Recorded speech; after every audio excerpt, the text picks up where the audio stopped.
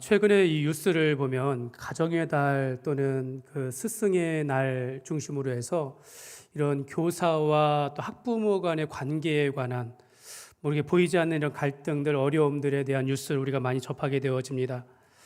그럼 우리 교회도 학교 교사도 계시고 또 뭐 학부모님들도 다 계시니까 사실 이게 뭐 누구의 편을 들고 안 들고의 문제가 아니라 부모가 요즘에 이제 추세가 부모가 자녀를 향한 이 사랑하는 마음들 이게 너무 과잉보호하는 것은 아닌가라는 이런 마음이 좀 들기도 하고요.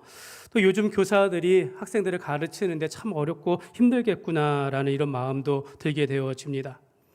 한 선생님이 이제 학생들에게 오늘 점심시간에는 운동장에 나가서 축구를 할 테니까 옷을 갈아입으라고 했더니 전화가 왔대요. 그걸 알고 선생님, 학교 운동장을 축구하는 애들이 다 사용하면 다른 친구들은 어떻게 합니까? 라고 해가지고 야, 오늘은 운동장 안 나간다 이렇게 없어졌다고 합니다. 또 반에 한 친구가 글짓기 상에서 학교 대표로 나가가지고 큰 상을 받아가지고 이제 애들 앞에서 이제 시상식을 하려고 했더니 전화가 와서 선생님, 그 아이에게 시상을 주면 받지 못한 아이들은 얼마나 마음이 상하겠습니까? 시상식 하지 마십시오. 해가지고 시상식이 없어졌다고 합니다. 다음 달에 운동회가 있어가지고 얘들아 우리 다음 달에 운동회 하니까 준비하자라고 했더니 전화가 왔어요. 선생님, 학교에서 청팀 100팀으로 나눠가지고 이기고 지고 하면은 그 진 팀 얼마나 그 상대적인 박탈감에 시달리면서 살겠습니까? 라고 해가지고 그냥 이 운동회가 없어졌다라고 합니다. 뭐 제가 웃자고 하는 얘기인데 실제로 또 이런 얘기, 이런 이야기도 있다라고 하니까 참 그런 힘들다라는, 교사하기 힘들다라는 생각을 좀 하게 됩니다. 근데 여러분 이런 뉴스만 있는 것은 아닙니다. 따뜻한 이야기도 많습니다.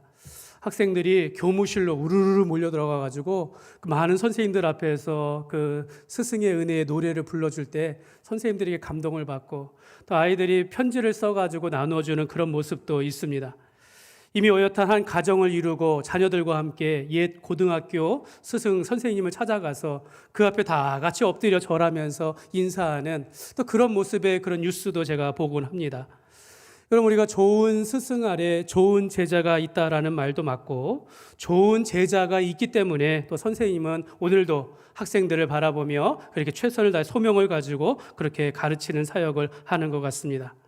사랑하는 여러분, 우리가 학교 교사가 아니라 교회 교사는 여러분 우리가 어떤 지식과 정보를 주는 이런 것보다 더 중요한 것이 있는데 그 선생님이 바로 학생들에게 좋은 선생님으로 기억되는 것이 참 중요하다라고 할 수 있겠습니다. 내 어린 시절에 내 그 신앙과 믿음의 본을 보였던 그 선생님으로 기억되는 것, 이게 참 중요하다라는 겁니다. 사람은 이 회귀 본능이 있다라고 합니다. 사람이 어떤 익숙한 장소를 기억하고 또 먹었던 음식을 더 좋아하게 되어 있으며 추억과 향수가 있는 것을 기억하며 다시 돌아가고 싶다라는 이런 본능이 있다라고 합니다. 우리가 혹시라도 우리가 인생에 고단하고 힘든 일이 있을 때, 참 어려운 일이 있을 때 내가 찾아갈 수 있는 교회, 또 내가 그때 생각나는 선생님들의 그런 본을 보이시고 말씀하셨던 또 좋은 추억들을 인해서 우리 이 어려운 시간들을 우리가 이겨낼 수 있다는 것이죠. 사랑하는 여러분, 우리가 어디로 가야 할지 모를 때 생각나는 사람들, 내가 돌아가고 싶은 그곳이 있어야 하는데 오늘 우리 교회가 그런 교회가 되기를 바라고 그때 나를 위해 기도해 주시고 사랑해 주셨던 그 선생님, 여러분의 그런 스승이 되시기를 주님의 이름으로 축복합니다. 여러분 예수님을 따르는 많은 사람들은 예수님께서 하나님의 아들이시고 우리를 구원하시기 위하여 이 땅에 오신 구세주로 메시아인 줄 아직 몰랐을 때 예수를 향하여 랍비여, 라보니여 라고 하면서 선생님이라고 불렀습니다. 예수님은 이 땅에 오셔서 제일 먼저 한 것이 무엇입니까? 자기 학생들을 모집하는 거였어요. 예수님은 12명의 제자들을 부르시고 그 12명의 제자들과 3년을 함께 하시면서 말씀을 가르쳐주는 정도가 아니라 함께 먹고 함께 자며 고된 일 힘든 일들을 함께 하면서 삶으로 본을 보이시면서 저들을 나와 같은 하나님의 일꾼으로 세우시는 일들을 하셨습니다. 오늘 말씀에 보면 예수님은 제자들의 발까지도 씻겨주신 선생님이십니다. 아마 이전에는 이런 선생님 보지 못했을 것 같아요. 예수님은 허리에 수건을 두르시고 제자들을 하나하나 앉히시면서 무릎을 꿇고 저들의 그 더러운 발을 한 명 한 명씩 씻겨주셨습니다. 보통 선생님들은 그냥 가르쳐주고 이렇게 하라 라고 하는 게 전부이지만 예수님은 친히 섬기며 살아가는 것이 무엇인지를 친히 이렇게 제자들의 발을 씻겨주시면서 보여주셨습니다. 제자는 좋은 스승을 만나야 바른 교육을 우리가 받을 수 있다라고 하는데, 바로 우리는 예수님을 우리의 최고의 스승으로 만났으니 우리는 좋은 제자가 되는 줄 믿습니다.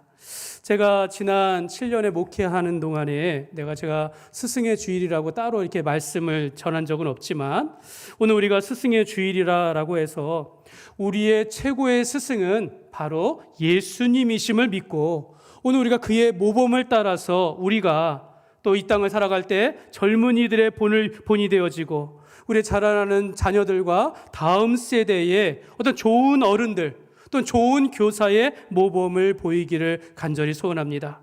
여러분, 최고의 스승이신 예수님은 어떤 우리에게 기술이나 방법론을 가르치시지 않았습니다.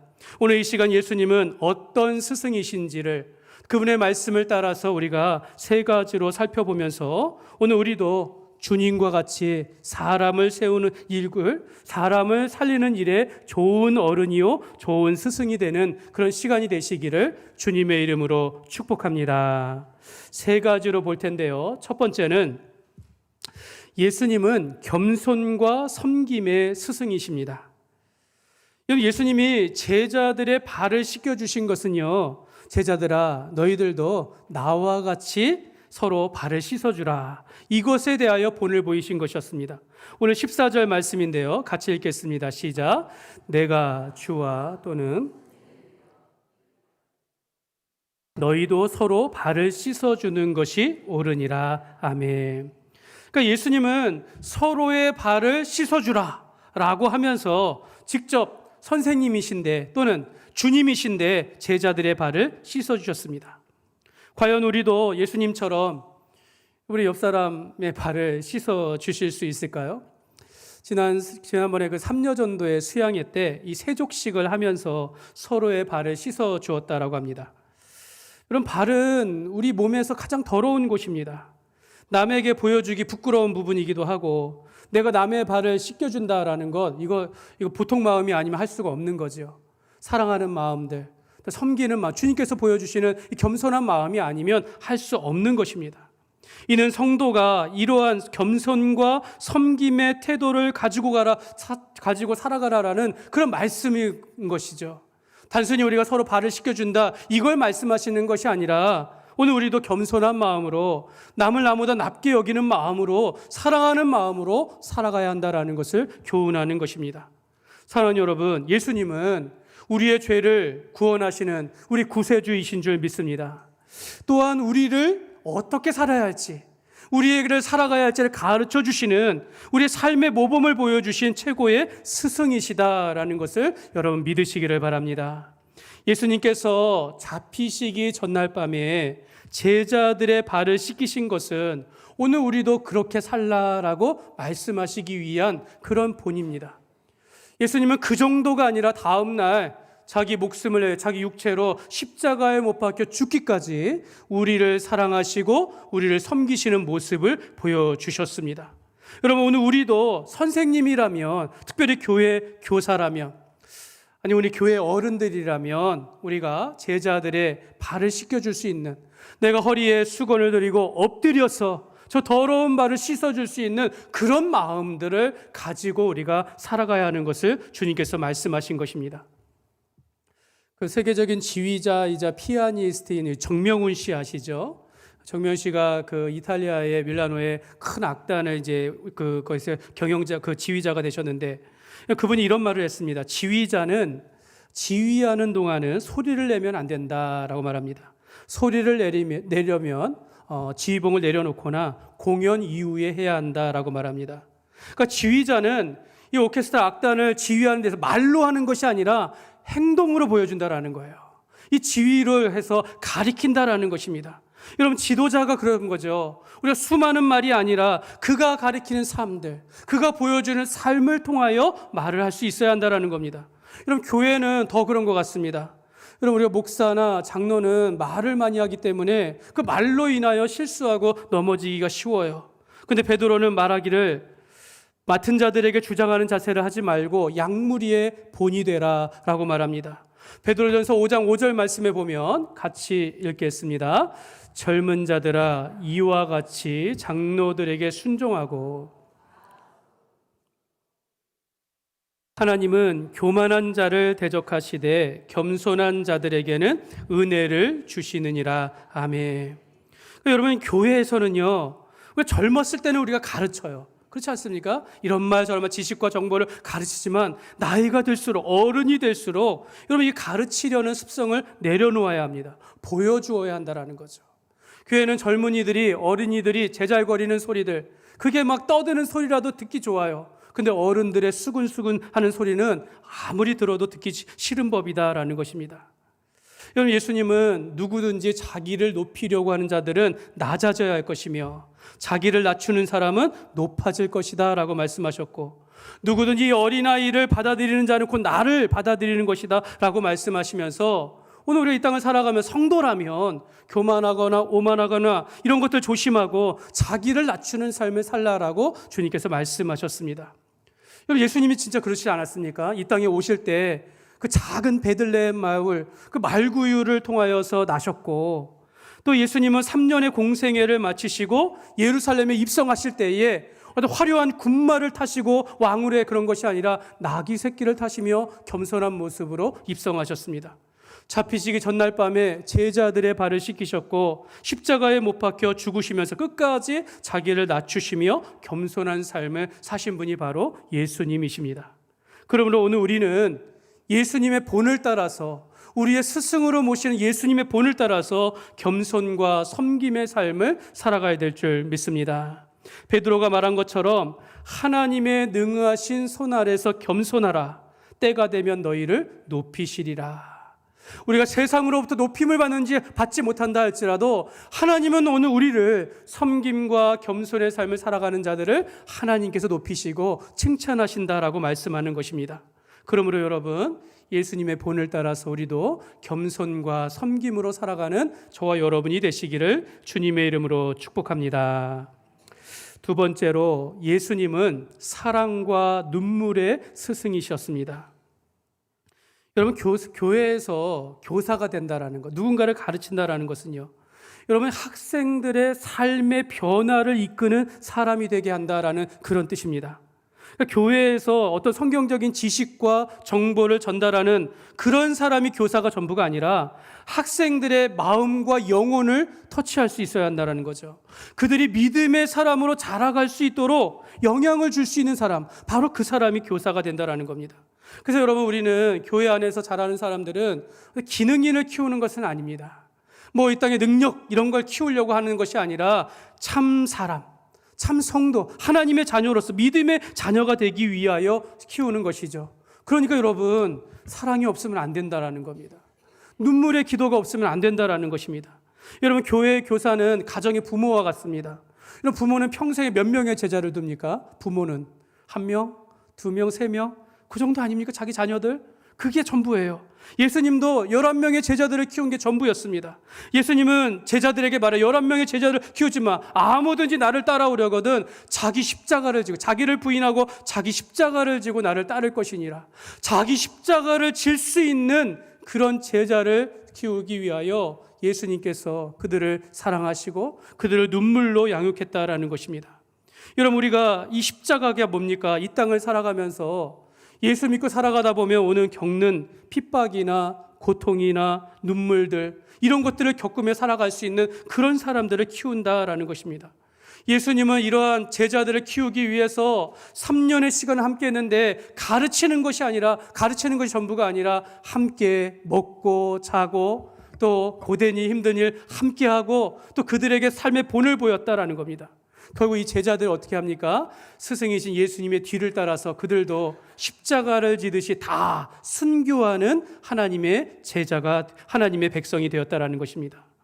여러분, 우리가 예수님의 제자와 같이 주의 십자가를 지고 살아갈 만한 믿음의 사람으로 키우기 위해서는 여러분, 지금처럼 교육해서는 안 된다라는 거예요. 지금처럼 우리가 아이들의 활동을 가지고는 사람을 키우기 어렵다라는 겁니다. 여러분, 이 책을 읽어보신 분들 많이 계실 텐데, 이찬수 목사님의 교육은 감동이다라는 책에 보면 이런 말이 있습니다. 우리가 사람을 키우기 위해서 예배를 드리고 예배하고 경건 생활을 하게 하고 생활의 훈련을 하는데 이 셋은 항상 있을 것인데 그 중에 제일은 뭘까요? 예배다, 이렇게 말을 했어요. 예배다. 그만큼 예배가 중요하다라는 겁니다. 여러분, 우리 교회도 첫 번째가 뭐냐면 예배의 감격이 있는 교회, 말씀이 살아 역사하는 교회가 되기를 그렇게 기도하면서 여기까지 왔는데요. 근데 여러분, 예배가 뭡니까? 단순히 우리가 모여서 찬양하고 기도하고 말씀을 듣는 이게 전부가 아니다라는 겁니다. 예배는 이 속에서 하나님과의 만남이 있어야 한다라는 겁니다. 여러분, 이 속에서 예배를 통하여 말씀을 통해서 우리가 감동을 받고 은혜를 받아야 한다라는 거예요. 이 속에서 하나님을 만나며 하나님 안에서 우리가 변화를 이끌어 간다라는 것입니다. 말씀을 듣는데, 예배를 드리는데 마음에 와닿는 것이 없다, 성경에 보면 영감이 없다, 우리 감동이 없다라면 그 사람 변화되지 않습니다. 여러분, 이것이 교회의 목표가 되어야 합니다. 여러분, 우리 교회를 찾는 모든 분들이 예배를 통하여 하나님의 만나기를 바라고 하나님 안에서 우리가 은혜를 받아 새로운 삶을 살아가기를 원하는 것이지, 이 자리에 막 사람이 차고 넘치 이걸 목표로 하는 것은 아니다라는 것입니다. 말씀의 은혜, 말씀의 감동이 있으시기를 주님의 이름으로 축복합니다. 여러분, 우리 아이들이 어려서부터 예배를 드리면서 그 속에서 우리와 같이 예수님을 인격적으로 만나고 그 하나님의 말씀의 은혜를 받아야 되지 않겠습니까? 근데 예배를 드리지 못하는 채 자라가게 된다면 어떻게 우리가 하나님의 사람으로 이 목표를 이룰 수 있겠냐라는 것입니다. 이를 위하여 우리가 얼마나 많은 사랑의 수고와 눈물의 기도가 필요한지 모르겠습니다. 성경을 보면 예수님께서 눈물을 흘리셨다라는 내용이 3번 나옵니다. 장차 무너질 예루살렘을 바라보면서 눈물을 흘리셨고, 십자가를 앞에 두시고 기도하면서 눈물로 기도하셨으며, 또 하나는 친구 나사로가 죽게 되자 곁에 있는 사람들이 우는 것을 보시고 민망히 여기시며 함께 눈물을 흘리셨습니다. 그러니까 예수님은 타인의 슬픔을 보고만 있지 아니하고 함께 울면서 그 고통을 함께 하였다라는 것입니다. 이 슬픔을 같이 할 수 있는 것, 이게 공감이라는 거죠. 우리가 슬픔을 함께하는 것, 사랑이라는 것입니다. 여러분, 좋은 스승은 학생들의 마음을 공감할 수 있어야 한다는 것이죠. 여러분, 좋은 목사가 뭡니까? 성도들의 마음을 이해할 수 있는 것입니다. 이런 정서적인 공감, 감정의 공유를 통하여서 사람이 세워지게 된다라는 것입니다. 사랑하는 여러분, 눈물이 주는 축복이 있습니다. 성경 그렇게 말하지 않습니까? 애통하는 자는 복이 있나니 저희가 위로를 받을 것이요. 여러분, 사랑하는 사람을 위하여서, 사랑하는 교회를 위하여서 눈물로 기도할 수 있는 그런 사람이 되는가라는 거죠. 타인을 위하여 흘릴 수 있는 이런 정서적인 공감을 함께하는 그런 사람이 되는가라는 겁니다. 그래서 여러분, 자녀를 위하여 사랑하는 것뿐만 아니라 눈물로 기도할 수 있는 부모가 되시기를 바랍니다. 여러분, 우리가 교회 안에서 교회를 사랑한다면, 이 나라를 사랑한다면 우리가 눈물로 기도할 수 있는 그런 삶이 되어야 한다는 것입니다. 여러분, 우리 교회가 하는 모든 사역과 모든 교육 위에, 이런 가르치고 행하는 모든 사역 위에 사랑과 눈물의 기도가 있기를 간절히 소망합니다.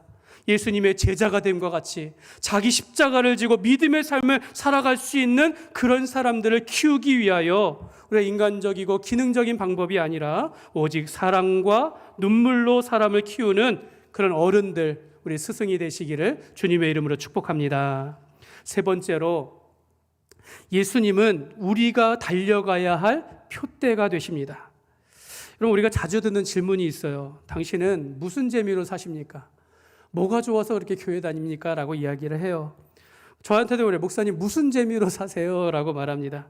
그러면 제가 이 세상이 주는 즐거움이 많은데 무슨 재미로 사냐고 이렇게 물어봐요. 그러면 이제 저도 얘기하죠. 저는 설교를 준비하는 즐거움, 설교를 하는 즐거움을 삽니다. 제가 이렇게 얘기하면 좀 가식적으로 들릴까요? 여러분, 우리가 이럴 때 이런 질문을 하는 겁니다. 저는 이렇게 말해요. 당신은 예수님이 재미가 없습니까? 라는 거죠. 당신은 예수님이 지루하십니까? 당신은 예배하는 것이 지루합니까? 라고 질문을 해요. 만약 정말 그렇다면 우리가 문제가 있는 겁니다. 그래서 우리가 늘 깨어서 살아가야 하는 거죠. 사랑하는 여러분, 예수에 대한 열정과 믿음이 식는 순간 우리 교회 생활이 지루하게 되어집니다. 여러분, 교회 교육도 마찬가지입니다. 여러분, 예수에 대한 열정이 식는 순간 이 교회 교사는 그 역할을 제대로 할 수 없게 되어집니다. 교사의 열정이 주일학교를 살린다라는 책이 있어요. 거기 보면 이런 내용이 있습니다. 아무리 좋은 프로그램이 있어도 교사와 교육자가 열정이 없으면 아이들을 프로그램을 통하여 잠시 동안은 붙잡을 수 있지만 아이들은 정을 붙이지 못하고 떠나게 된다라고 말합니다. 우리가 레크레이션이나 활동들, 이런 프로그램, 이것이 있으면 재밌는 건 맞아요. 그러나 프로그램에 집중하면 본질을 잃어버리게 된다는 겁니다. 우리 이런 것들 자칫 본질을 잃어버리기 쉽고 우리가 가야 할 길, 교육의 목표로 삼아야 할 길에서 벗어날 수 있다는 겁니다. 그래서 표대가 있어야 한다는 거예요. 목표가 있어야 한다는 겁니다. 빌립보서 3장 14절 말씀에 보면 같이 읽겠습니다. 시작. 표대를 향하여 부름의 상을 위하여 달려가노라. 사도 바울은 말해요. 내가 표대를 향하여 달려가노라. 나의 표대는 예수님이다라는 겁니다. 예수님이 나의 표대이고 그분의 십자가와 부활의 은혜를 붙잡고 내가 살아갑니다 라고 말하는 겁니다. 여러분, 우리의 표대, 여러분, 우리의 인생의 목표는 바로 예수님이심을 믿으시기를 바랍니다. 우리 한 전사님이 경주에 기독교 유명한 인플루언서의 리바이 팝업 스토어에 갔다고 합니다. 이제 못 알아들으시는 분들 좀 계실 수도 있어요. 근데 그런 현장에 갔어요. 이거는 이제 임시 매장이라고 할까, 자기의 달란트를 가지고 이렇게 전시하는 곳인데 거길 갔다고 합니다. 갔는데 이분이 유명한 분인데 감사를 주제를 가지고 이 팝업 현장을 만들었다고 해요. 그래서 감사방, 감사 엽서, 감사의 유명한 말들, 그러면서 자기가 만든 굿즈를 가지고 이렇게 팔기도 하고 이런 것들 작품을 선보이는 그런 곳입니다. 근데 이분이 기독교 유명한 인플루언서라고 하는데, 근데 여기 갔던 전사님이 한 가지 좀 아쉬운 게 뭐냐면, 감사라는 주제는 참 좋은데 그 속에 예수님이 없다라는 거예요. 메시지가 없다라는 겁니다. 복음이 없다라는 거. 그래서 좀 아쉬웠다라는 이런 말을 합니다. 여러분, 교회가 그런 것 같습니다. 교회가 프로그램도 많아요. 사랑이 넘쳐요. 감사가 넘쳐요. 많은 사람들이 활력이 있어요. 근데 그 속에 본질이 없다면, 왔는데 예수님에 대한 이야기를 한 번도 듣지 못했다면, 십자가의 은혜를 보지 못했다면 이거 문제가 있다라는 겁니다. 반드시 교회는 본질이 드러나야 합니다. 표대가 있어야 한다는 겁니다. 여러분, 우리의 목표는 예수님이십니다. 예수님은 우리를 살리는 생명이시고 우리가 가야 할 길이 되어집니다. 내가 예수님을 믿었으니까 다 됐다, 이것이 아니라 예수님은 우리 신앙생활의 일평생의 표대가 되어야 한다라는 것입니다. 우리가 예수님을 믿고 예수님을 바라보며 살아갈 때 그래야 후회하지 않아요. 내가 열심히 성실하게 내가 믿음으로 살아갔다라고 하지만 그 중심에, 나의 인생의 길에 예수님이 보이지 않는다면 나중에 후회하게 됩니다. 여러분, 우리가 후회하지 않게 하기 위해서라도 예수라는 그 두 이름을 붙잡고 예수님이 우리 삶에, 우리 학업에, 우리 미래의 표대가 되면서 그걸 바라보며 살아가야 될 줄 믿습니다. 목사님은 무슨 재미로 살아갑니까? 세상이 주는 즐거움이 많지요. 우리가 건전한 즐거움 얼마나 많습니까? 내가 가고 싶은 것 좀 가보고, 여행하고 싶은 것, 국내도 있고 국외도 있고, 내가 먹고 싶은 것 얼마나 많아. 이거 가지고 누가 뭐라 할 사람 없습니다. 세상에서 하고 싶은 일들, 내가 이루고 싶은 일들 얼마나 많습니까? 이런 건전한 즐거움도 없이 무슨 재미로 삽니까? 이런 분들에게 이런 말씀 하고 싶어요. 누가복음 9장 62절입니다. 같이 읽겠습니다. 예수께서 이르시되 손에 쟁기를 잡고 뒤를 돌아보는 자는 하나님의 나라에 합당하지 아니하니라 하시니라. 아멘. 반대로 그런 거죠. 우리가 세상 일에 집착하다가, 내가 세상의 즐거움을 쫓아 살아가다가, 내가 이렇게 무엇을 위해 열심히 살았는가라고 하지만 내가 나중에 후회할 수 있다는 것, 하나님 나라에 합당하지 않은 삶을 살아갈 수 있다는 것을 우리가 조심해야 한다는 것입니다. 저는 그렇게 말하고 싶어요. 예수님을 만나면 행복합니다. 여러분, 예수님을 만나면 세상이 주는 즐거움보다 더 큽니다. 여러분 여행 갈 때도 예수님과 함께 가십시오. 여러분 우리가 뭔가 맛있는 거 먹을 때 좀 감사하고 먹으십시오. 예? 무조건적으로 우리가 교회 활동, 사회 활동을 할 때 늘 주님과 동행하면서 세상이 주는 즐거움으로 인하여 내가 감사한 것이 아니라 세상 속에서 주님과 동행함으로 인하여 예수님으로 인하여 감사가 넘치고 은혜가 넘치고 복이 가득한 그런 삶을 살아가시기를 주님의 이름으로 축복합니다. 제가 한 책에 한 예화를 보았는데요. 자기관리에 관한 책입니다. 한 남편이 아내에게 내가 오늘 남쪽에 있는 저 밭이 많은가 봐요. 저 남쪽에 있는 밭에 가가지고 밭을 가려고 갑니다 하면서 트랙터를 몰고 나갔습니다. 근데 가다 보니까 기름을 준비하지 못하고 이게 쓴 거예요. 아, 기름 사러 가야겠다 해서 통을 들고 주유소로 갔습니다. 근데 가는 길에 가다 보니까 갑자기 집안일이 생각나는 거야. 아, 내가 오늘 돼지한테 그 아침밥을 주지 않았는데 해가지고 다시 집으로 갔어요. 돼지 사료가 있는 창고로 들어가니까 갑자기 또 뭐가 생각이 난 거예요. 아, 맞아. 그 감자가 지금 순이 나가지고 이거 감자를 심어야 되는데 내가 잊어먹었다고. 감자순을 들고 밭으로 막 가는 거예요. 밭으로 막 가는데 갑자기 또 아내가 한 말이 생각나. 오늘 저녁에 난로에 불을 켜려고 하니까 그 장작을 좀 준비해달라고. 장작이 보여가지고 장작을 들고 집으로 갔다라고 합니다.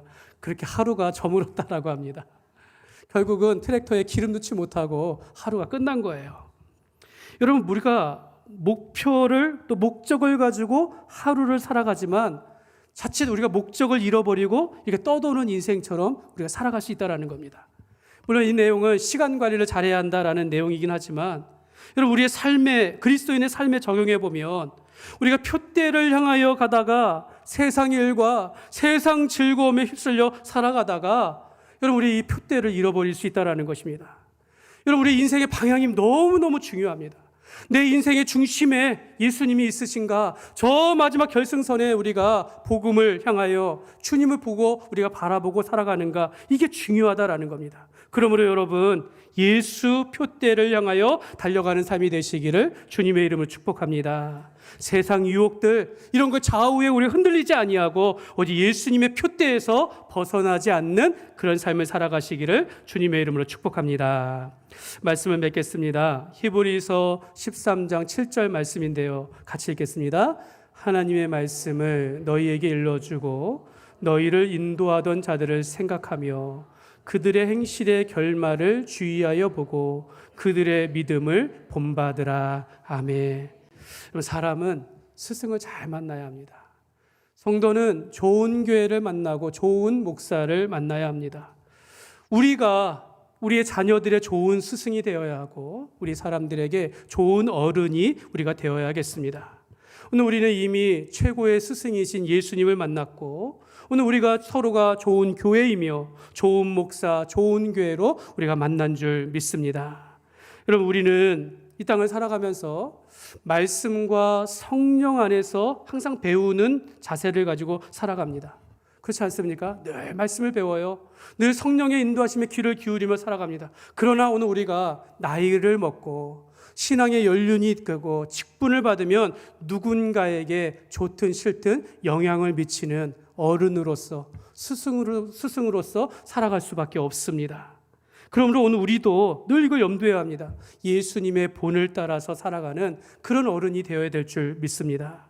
그러므로 오늘 우리가 예수님과 같이 겸손과 섬김의 본을 보이는 삶을 통하여 나타나고 또한 사랑과 눈물을 가지고 우리의 자녀들, 우리의 삶, 우리의 다음 세대를 양육하며 예수님만이 우리의 생명이 되시고 길이 되시는 표대가 되시는 그런 예수님을 바라보면서 살아가는 저와 여러분이 되시기를 주님의 이름으로 축원합니다.